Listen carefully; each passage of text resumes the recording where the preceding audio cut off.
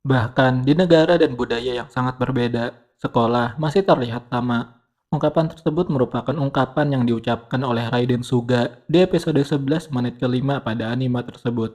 Mendengar ungkapan tersebut membuat saya teringat dengan masalah akhir-akhir ini, di mana terdapat beberapa siswa yang gagal secara akademik. Namun, tiba-tiba mereka mengirim di status media sosial mereka tentang sekolah itu scam dan penghalang kreativitas yang dimiliki oleh murid tersebut dan juga murid-murid lainnya. Namun, terlepas dari fenomena tersebut, di sini kita akan mencoba memahami maksud yang ingin disampaikan oleh siswa tersebut dalam analisis genealogi yang sepertinya memungkinkan bagi kita untuk mengatakan kalau sekolah dan sistem pendidikan di seluruh dunia secara mayoritas itu memiliki tendensi untuk mengarah kepada penipuan seperti yang siswa tersebut pikirkan. Dan ungkapan dari Raiden Suga sebelumnya itu memiliki korelasi dengan bagaimana sistem pendidikan itu memungkinkan menjadi sebuah penipuan. Sebagai catatan, memahami perkembangan pendidikan itu sangatlah luas dan panjang. Jadi, pembahasan kita ini akan kita ringkas kepada kejadian yang paling relevan dengan tema pembahasan kali ini, yaitu pada kejadian di saat pendidikan mendapati bentuk penyimpangannya. Penyimpangan dalam sistem sekolah itu dimulai dari kekalahan kerajaan Prusia dalam perang melawan Napoleon. Bagi kerajaan Prusia, kekalahan mereka itu disebabkan oleh prajurit-prajurit mereka yang melek terhadap kehidupan dan memiliki kesadaran yang tinggi untuk menyadari nilai-nilai moral tertentu yang menghambat mereka dalam mengambil keputusan dalam berperang. Hal tersebut membuat Raja Frederick Agung, raja dari kerajaan Prusia, membuat sebuah sistem kontrol masyarakat di mana masyarakat akan mendapati pendidikan ala militer dalam upayanya untuk memperkuat persatuan dan kesatuan kerajaan. Namun, dibungkus dengan sangat rapat dalam sistem yang sudah lebih familiar bagi masyarakat pada masa itu, yaitu dalam sistem sekolah. Sistem sekolah yang dibangun oleh Raja Frederick Agung ini kemudian diadopsi oleh Horace Mann, seorang bapak sistem sekolah publik, di mana dia memiliki jasa dalam menyebarkan sistem sekolah umum dan pendidikan tanpa biaya untuk masyarakat luas di Amerika. Masalah utama dalam hal ini adalah Horace Mann mengambil inspirasi sistem sekolah umum tersebut melalui sistem yang dijalankan oleh Raja Frederick sebelumnya. Dia pada dasarnya menyadari kekurangan dalam sistem sekolah tersebut, namun konsep dasar yang dicetuskan oleh Raja Frederick tersebut itu sesuai dengan nilai-nilai yang ingin dia perjuangkan tentang pendidikan yang gratis dan mudah diakses untuk segala kalangan. Momen Horace Mann mengambil sistem sekolah tersebut ke tanah Amerika itu beriringan dengan revolusi industri yang terjadi di Amerika yang membuat para pengusaha-pengusaha di sana banyak berinvestasi kepada sistem pendidikan yang dibawa oleh Horace Mann tersebut. Yang salah satu dari pengusaha tersebut adalah John D. Rockefeller yang ingin mengembangkan sistem sekolah tersebut agar dapat membantu para pekerja-pekerja yang ia miliki untuk dapat lebih mudah memahami mesin produksi yang ia miliki demi meningkatkan efektivitas dan pendapatan dari Rockefeller itu sendiri. Dalam tahap ini, mungkin kita sudah mulai berpapasan dengan narasi-narasi umum tentang sekolah itu scam atau penipuan yang biasa kita dengar dari konten-konten umum di luar sana. Namun, ini masih belum menjelaskan tema pembahasan kali ini secara menyeluruh. Oleh karena itu, kita perdalam lagi hal ini dalam salah satu konsep kunci yang membuat sistem ini menjadi agak menggoda untuk diadopsi dan dipertahankan. Dalam ekonomi, salah satu strategi untuk mendapatkan keuntungan besar dalam berbisnis adalah dengan mengikuti perputaran uang global yang masif. Itu berarti kita harus mengikuti tren global tentang ke arah mana uang itu berpindah. Dan tugas kita dalam hal itu adalah dengan menyediakan barang atau jasa yang sesuai dengan arah perputaran uang tersebut. Ibarat memancing di kolam yang banyak ikannya agar kita mendapat banyak ikan untuk dibawa pulang. Kira-kira seperti itu. Negara yang memang salah satu tujuannya itu adalah menjaga stabilitas dan memakmurkan warga yang ditanggunginya. Pastinya tidak akan melewatkan kesempatan tersebut dengan menciptakan sistem-sistem yang mengakomodasi produksi barang dan jasa yang diperlukan untuk mendapatkan keuntungan tersebut. Salah satu cara yang dilakukan negara dalam hal ini adalah menciptakan warga-warga yang melek akan alat produksi dan kemampuan dalam bekerja secara repetitif dan disiplin. Melalui sistem sekolah dengan menciptakan lingkungan semirip mungkin dengan lingkungan yang akan murid itu hadapi di dunia pekerjaan dan industri nantinya.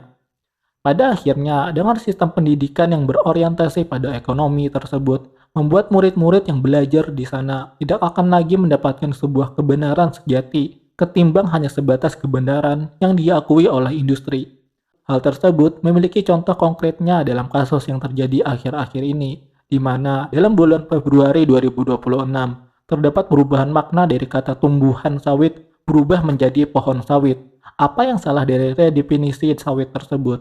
Itu memiliki masalah disebabkan sawit secara biologis merupakan sebuah tanaman perkebunan yang bersifat monokultur tanpa memiliki kambium sejati dan tanpa memiliki akar tunggang yang menyebabkannya tidak dapat memainkan perannya seperti pohon sejati dalam menahan air dan menjaga hidrologi air yang berada di sekitar pohon tersebut. Dengan disamakannya sawit dengan pohon alam dan hamparan tumbuhan sawit dengan hutan, pastinya sawit dan hamparan sawit cuma akan memberikan dampak buruk bagi ekosistem alam ketimbang sawit sebagai bentuk kodratinya sendiri sebagai sebuah tumbuhan.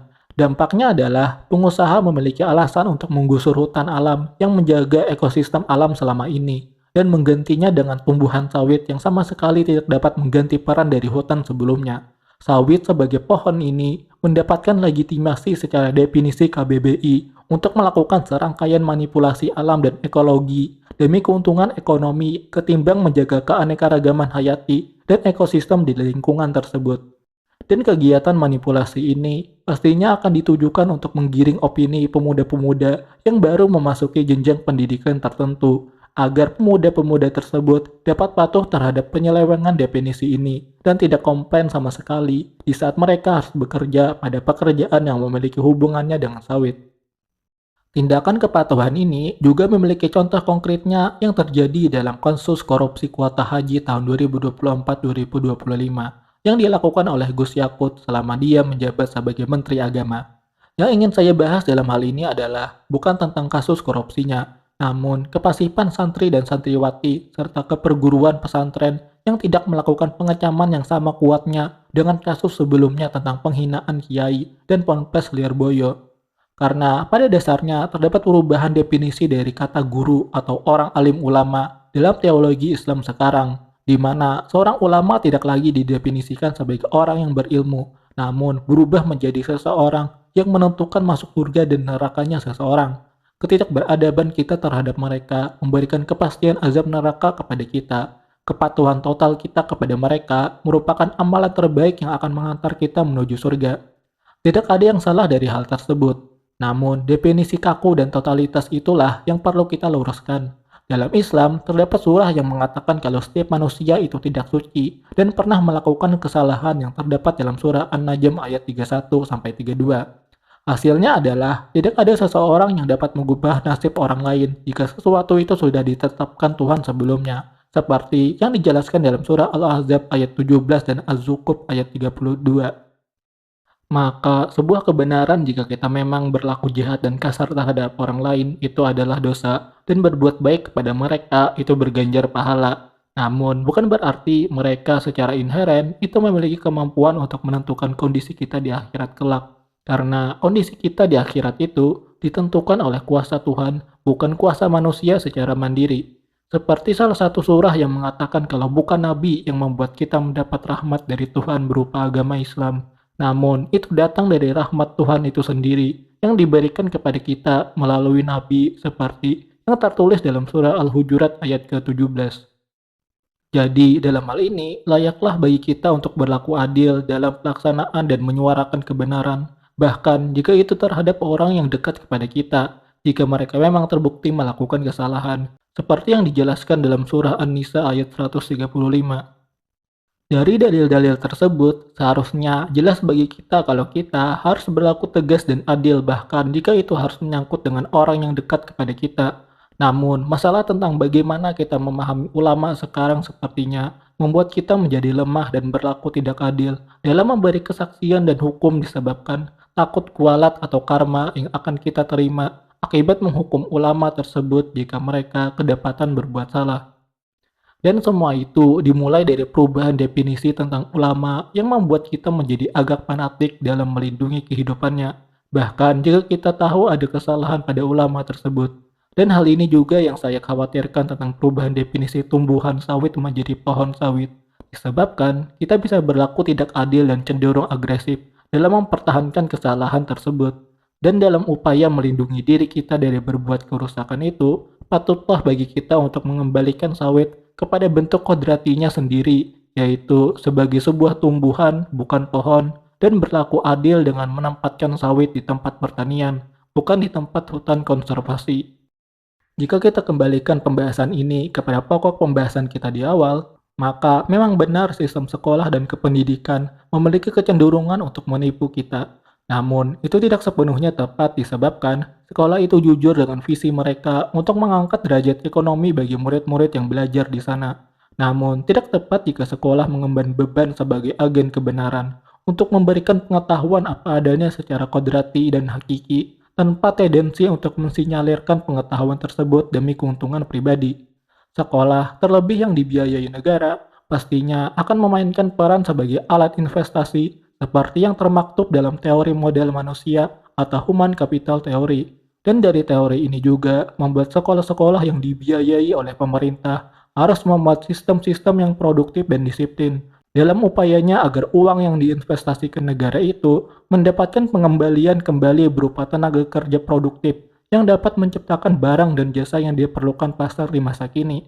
Jadi, sekolah itu penipuan itu mendapati argumennya dalam hal ini, di mana ekonomi tidak bersifat moral. Dia bisa berjalan dalam kebaikan dan juga dalam kejahatan. Selama itu menguntungkan, maka kebenaran dapat ditentang demi mendapatkan keuntungan tersebut. Oleh karena itu, sekolah itu menipu karena menutupi para murid dari kebenaran yang asli demi keuntungan ekonomi. Dan dalam upaya meningkatkan efektivitas keuntungan itu, maka sistem sekolah tersebut harus disebarkan kepada orang di dunia ini, agar keuntungannya semakin besar daripada sebelumnya. Yang dalam tahap ini dapat membenarkan ungkapan Ray dan Suga sebelumnya tentang sekolah itu entah bagaimana selalu sama, bahkan jika berada di konteks sosial dan budaya yang sepenuhnya berbeda.